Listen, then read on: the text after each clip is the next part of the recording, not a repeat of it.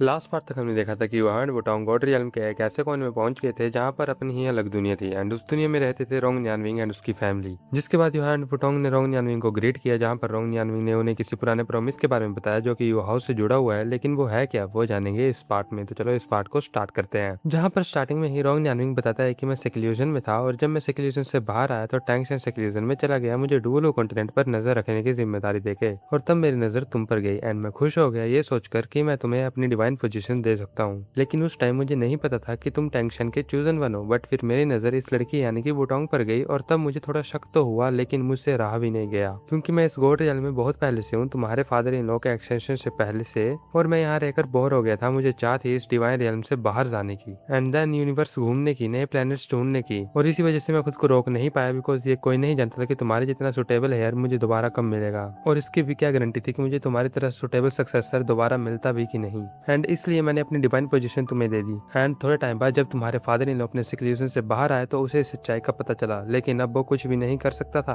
क्योंकि तुम में गॉड ऑफ इमोशंस का डिवाइन सेंस ऑलरेडी मर्ज हो चुका था। देन उसने तुम्हें टॉर्चर करना शुरू किया and in terms of strength में उससे सीधा नहीं लड़ सकता था, लेकिन देखा जाता तो ये टेम्परिंग तुम्हारे लिए ही अच्छी थी। बट अगेन इतना ज्यादा टॉर्मेंट ये मेरी वजह से था। जिसको सुनकर युहाओ का चेहरा शौक से भर जाता है, जिसको देखकर रोंग न्यानविंग स्माइल करता है एंड कंटिन्यू करके बोलता है, शौक मत हो लड़के, हाँ मानता हूँ कि तुझे टॉर्मेंट झेलना पड़ा, लेकिन फिर मिला भी तो तुझे ही सब कुछ, तेरी वाइफ, वो पोजीशन जिसके लिए तू स्ट्रॉन्ग बन रहा था, और तेरे टीचर यानी कि मुझे सजा। याद करो जब तुम अभी अभी सैंडी हुए थे एंड तुम बस डिवाइन पोजीशन इनहेरिट करने ही वाले थे एंड देन टैंग शेन ने तुम्हें तंग करना स्टार्ट कर दिया था, लेकिन उस टाइम मैंने उसे रोका एंड जब इनहेरिटेंस पूरा हो गया तब मैंने उसके साथ बात की क्योंकि स्टार्टिंग से गलती मेरी ही थी, तो उसकी सजा तुम्हें क्यों मिलती। जिसको सुनकर बुटोंग अपनी हंसी रोकते हुए बोलती है, टीचर आप भी चालबाज हैं एंड डैड भी चालबाज हैं, बस डिफरेंस ये है कि पहली चाल आपने चली और लास्ट चाल डैड ने, एंड मेरे हिसाब से तो ये सब नॉर्मल ही है। जिसके बाद रोंग न्यानविंग थोड़े गुस्से में बोलता है, लेकिन सारा फायदा तो उन्हें मिला, तुम्हारे फादर ने मुझसे एक पोजीशन लिया कि मैं और 30 साल तक डिवाइन रियल्म छोड़कर ना जाऊं, और जब मैंने ये प्रॉमिस कर दिया तो वो हंसा और पता है क्या बोला, उसने बोला मैं तो युहाओ को पहले ही छोड़ने वाला था क्योंकि तुम अब एक गॉड बन गए थे। सब एक्टिंग थी, लेकिन सिर्फ एसेंशन के बाद वाली ही एक्टिंग नहीं थी, सब कुछ उसका स्टार्टिंग से प्लान था। जब मैं अपने सेक्लूजन से बाहर आया तब उसे पता था कि मेरी नजर तुम पर जाएगी एंड मैं तुम्हें अपना सक्सेसर बनाने के लिए मजबूर हो ही जाऊंगा, क्योंकि अगर तुम गॉड ना बनती तो तुम बुटोंग से शादी ही नहीं कर पाते, और अगर ऐसा ना होता तो उसकी बेटी का दुख उससे देखा ही नहीं जाता, एंड इसलिए ही वो उस टाइम एक्ट करके गया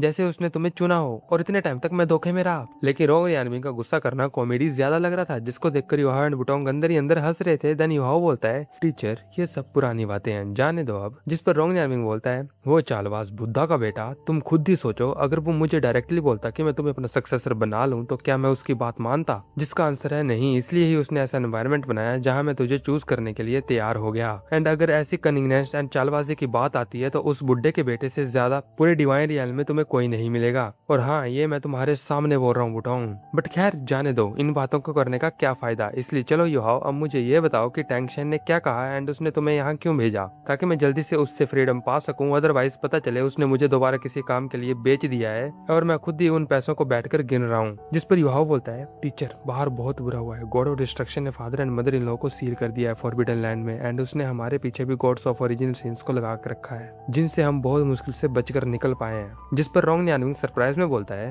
टैंग शेन एंड शाओ वू को गॉड ऑफ डिस्ट्रक्शन ने कैद किया, आखिर वो इतना पावरफुल कब हो गया भला। एंड ऑल्सो मैं आपको पहले ही बता दूं कि रोंग न्यानविंग काफी टाइम से इधर ही रह रहा है, तो उसे बाहर की पॉलिटिक्स के बारे में ज्यादा नॉलेज नहीं थी, एंड बहुत ही कम लोग जानते हैं कि वो यहाँ है, इसलिए कोई उससे ज्यादा मिलने ही नहीं आता था। एंड जब युहाओ उसको सारी बातें बता रहा था तब रोंग न्यानविंग के हाथ पकड़कर फेंग नु भी वहीं खड़ी होकर सारी बातें ध्यान से सुन रही थी। एंड जब रोंग न्यानविंग सारी बातें जानता है तो वो बोलता है, जितना मैं गॉड ऑफ डिस्ट्रक्शन को समझता हूँ उस हिसाब से मैं ये बोल सकता हूँ कि वो कभी मेरे जैसा था, जो मेरे जैसे अपनी लिमिट्स तोड़कर आगे बढ़ना चाहता था, चाहे उसे कोई भी पाथ फॉलो क्यों ना करना पड़े। जिसके बाद वो युहाओ की तरफ देखते हुए बोलता है, लेकिन मैं ये नहीं मानता, बिकॉज वो चालबाज बुद्धा का बेटा ऑलरेडी गॉड ऑफ डिस्ट्रक्शन का गुस्सा जानता था, लेकिन फिर भी उसने कोई तैयारी नहीं की, ऐसा कैसे हो सकता है। बट देन बुटोंग बोलती है, टीचर मुझे नहीं पता कि डैड का कोई प्लान था कि नहीं, बट मैं इतना जानती हूँ कि शायद उनका प्लान का हिस्सा आप ही हो, इसलिए ही उन्होंने आपको यहाँ रोका एंड हमें आपके पास भेजा, तो क्या आप हेल्प करेंगे डैड एंड मॉम को बचाने के लिए? जिसको सुनकर रोंग न्यानविंग बोलता है, अरे एक मिनट रुको एंड सुनो, मेरे पास इतनी कॉम्बैट पावर नहीं है कि मैं जाकर गॉड ऑफ डिस्ट्रक्शन से टकरा जाऊं, और अब तो मेरे पास कोई डिवाइन पोजीशन भी नहीं है कि मैं डिवाइन पावर पर रिलाई करूं। हाँ, सालों का एक्सपीरियंस जरूर है, लेकिन विद ओनली एक्सपीरियंस लड़ाई तो जीती नहीं जा सकती। एंड ऑल्सो तुम्हारे डैड पर जो सील लगी है उसे भी मैं नहीं तोड़ सकता, तो मैं तुम्हारे किस काम आऊंगा? जिसको सुनकर बुटोंग के चेहरे की सैडनेस डीप हो जाती है एंड वो बोलती है, तो आपका मतलब ये है कि आप हमारी हेल्प नहीं करोगे? एंड जब रोंग न्यानबिंग बुटोंग को सैड देखता है तो वो बोलता है, नहीं ऐसा नहीं है, हेल्प जरूर करूंगा, ये वादा तो ऑलरेडी था ही टेंशन से। लेकिन वो ये भी जानता है कि डायरेक्टली मैं गॉड ऑफ डिस्ट्रक्शन को फेस नहीं कर सकता, इसलिए उसने मेरे लिए कोई मैसेज तो भेजा ही होगा ना युहाओ। जिस पर युहाओ बोलता है, टीचर मैंने जितना सोचा था आप उससे ज्यादा समझदार हो, क्योंकि हाँ फादर इन लॉ ने एक चीज बताई तो थी जो आपको करनी है, लेकिन वो बात युहाओ रोंग न्यानविंग के कान में बताता है, इसलिए वो चीज अभी के लिए हमें तो रिवील नहीं की जाती। एंड जब रोंग न्यानविंग उसकी बात सुनता है तो उसके चेहरे पर 7 इमोशंस आते हैं एंड वो बोलता है, मैं जानता ही था टेंशन मुझे इतने आसानी से तो नहीं छोड़ेगा, वो मेरी पूरी की पूरी पावर निचोड़ना ही चाहता है, इसलिए उसने मुझे ये काम दिया। और फिर तुम बोलते हो उससे बड़ा मास्टरमाइंड मैं हूँ, मैंने पहले ही बोला था प्लानिंग और चेस के गेम में उसका हाथ कोई नहीं पकड़ सकता। लेकिन चलो ठीक है, अब तुम दोनों जा सकते हो, मैं मान गया, मैं जल्दी तुम्हारे डैड एंड मॉम को बचाने के लिए आ जाऊंगा, अपना यह वादा जो मेरे ऊपर भारी कर्ज बनकर बैठा है इसको निभाने के लिए। देन वो अपने घर के अंदर चला जाता है, जिसके पीछे फेंग नू भी जाती है एंड वो जाते जाते पीछे मुड़कर योहान बुटोंग को अपोलोजेटिक स्माइल देती है। एंड देन उनके घर का दरवाजा बंद हो जाता है, जिसको देखकर बुटोंग युहाओ के पास आती है एंड धीमी आवाज में पूछती है, युहाओ हुआ क्या? डैड ने ऐसा क्या बोल दिया था तुम्हें टीचर को बताने के लिए? जिसे ओनली सुनकर ही वो इतना गुस्सा हो गए। जिस पर युहाओ भी धीमी आवाज में बोलता है, सॉरी बुटोंग, पर यह बात मैं तुम्हें नहीं बता सकता। जिसको सुनकर बुटोंग बोलती है, ओह नहीं बता सकते, ठीक है, तो याद रखना जब सब ठीक हो जाएगा एंड हम अपने कमरे में वापिस जाएंगे तो मैं तुम्हें अपने बेड पर आने ही नहीं दूंगी। कुछ करने की बात तो रही बाद की, तुम बेड से ही फॉरबिडन हो जाओगे।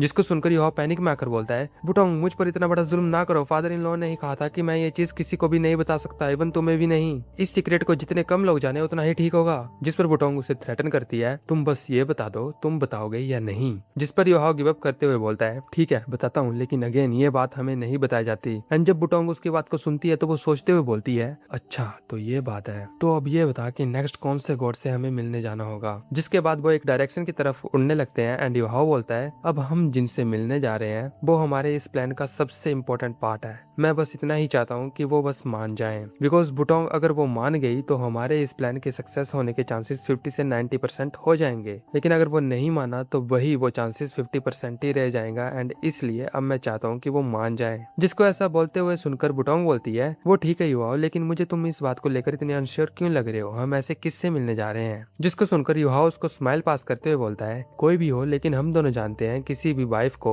उसके हस्बैंड के अगेंस्ट खड़े कर फाइट करवाना आसान नहीं होता। जिसको बुटोंग एकदम कैच करते हुए बोलती है, तुम्हारा बोलने का मतलब कि हम गॉडेस ऑफ लाइफ से मिलने जा रहे हैं? जिसको ऐसे शौक सुनकर युहाओ हेल्पलेसली नोट करते हुए बोलता है, हाँ एक्चुअली ये फादर इन लॉ का दूसरा सबसे जरूरी स्टेप है, टीचर भी सही कह रहे थे, वो गॉड ऑफ डिस्ट्रक्शन से अकेले नहीं लड़ सकते, बिकॉज आफ्टर ऑल उनकी कॉम्बैट पावर एक फर्स्ट क्लास गॉड के इक्वल है, एंड गॉड ऑफ डिस्ट्रक्शन तो एक एनफोर्सर है जिसके पास इमेंस डिवाइन पावर है, एंड अब तो वो सेंट्रल अथॉरिटी को भी कंट्रोल करने लगा है, एंड मोस्ट ऑफ ऑल उसके पास ऑलरेडी 8 फर्स्ट क्लास गॉड्स हैं जो टीचर की कॉम्बैट के इक्वल है। तो इस सिचुएशन में हमें कोई ऐसा चाहिए जो सीधा गॉड ऑफ डिस्ट्रक्शन से टकरा सके, जिसके लिए अभी सिर्फ वही सुटेबल है, बिकॉज बाकी दो तो गायब हैं and father in law sealed है। एंड चलो अब मैं आपको थोड़ा स्ट्रेटेजी ब्रेक डाउन करके बताता हूँ। तो देखो, गॉड ऑफ डिस्ट्रक्शन को रोकने के लिए किसी ऐसे की जरूरत है जो उसको सीधा टक्कर दे सके, एंड रोंग न्यानविंग तो उतना कैपेबल नहीं है, एंड युहाओ और बुटोंग भी अकेले ऐसा नहीं कर सकते, बाकी के दो गॉड किंग्स गायब हैं, इसलिए सिर्फ गॉडेस ऑफ लाइफ जो ऑल्सो एक एनफोर्सर लेवल डेटी है वो ही बचती हैं, जो अब सील को तोड़ सकती हैं और गॉड ऑफ डिस्ट्रक्शन को रोक सकती हैं। पर ट्विस्ट तो ये भी है कि वो गॉड ऑफ डिस्ट्रक्शन की वाइफ है। जिस प्लान को सुनकर बुटोंग बोलती है, तुम पागल हो क्या, लिटरली हमें एक वाइफ को उसके हस्बैंड के खिलाफ खड़े होने के लिए मनाने जाना है, और अभी तो ये भी गारंटी नहीं है कि वो गॉड ऑफ डिस्ट्रक्शन के साथ है या नहीं।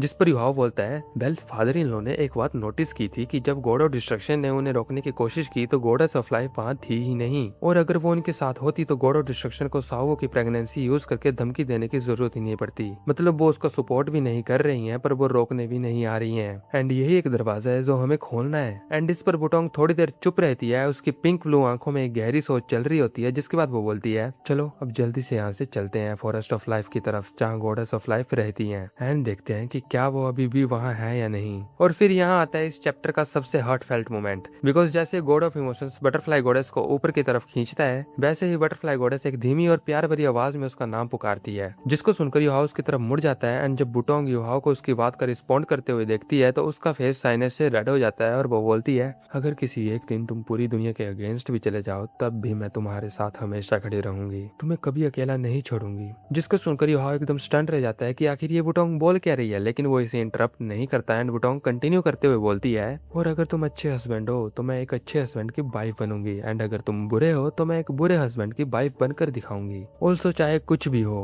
हम हमेशा साथ में ही रहेंगे, कभी अलग नहीं होंगे, ठीक है ना। जिसको सुनकर युहाओ स्माइल करके बोलता है, अगर ऐसा है तो तुम अच्छी हो इसलिए मैं तुम्हारे अच्छे कामों में साथ दूंगा, एंड अगर तुम बुरी हो तो तुम्हारे सारे बुरे काम अपने नाम पर कंटिन्यू करूंगा ताकि कल कोई तुम्हारे ऊपर उंगली ना उठा पाए। जिस पर बुटोंग एनॉयड होकर बोलती है, ये तुम क्या बोल रहे हो, वैसे भी तुम ही हो बैड गाय। जिस पर युहाओ ग्रीन करके बोलता है, ये सेम चीज तुम सोते वक्त भी बोलती हो पता है। लेकिन वुटोंग नहीं मानती और अगेन युहाओ पर ही फिंगर पॉइंट करती है। एंड उनकी इस हल्की सी वार्म नोक झोंक के साथ वो दोनों तेजी से फॉरेस्ट ऑफ लाइफ की तरफ उड़ान भर देते हैं, जहाँ छुपी हुई है उनकी सबसे बड़ी उम्मीद गॉडेस ऑफ लाइफ। एंड उनके इसी उड़ान के साथ यह पार्ट यहीं पर खत्म हो जाता है। लेकिन अब वो जा रहे हैं अपनी जर्नी के लास्ट प्लेस पर, जहाँ पर छुपी हुई है उनकी लास्ट होप। लेकिन आपको क्या लगता है कि गॉडेस ऑफ लाइफ इनकी हेल्प करेगी गॉड ऑफ डिस्ट्रक्शन को रोकने में? क्या वो अपने ही हस्बैंड के अगेंस्ट खड़ी होगी? वेल ये सब जानेंगे अगले पार्ट में। एंड हाँ, आज के बाद पार्ट्स कंटिन्यू आते रहेंगे तो चैनल को सब्सक्राइब कर लो। एंड साथ ही अगर किसी को द ग्रेट रूलर पसंद है तो मेरे दूसरे चैनल का लिंक डिस्क्रिप्शन में है, जहाँ मैं द ग्रेट रूलर एक्सप्लेन कर रहा हूँ, सो चेकआउट कर लेना। बाकी मिलते हैं नेक्स्ट वीडियो में, सो बाय बाय।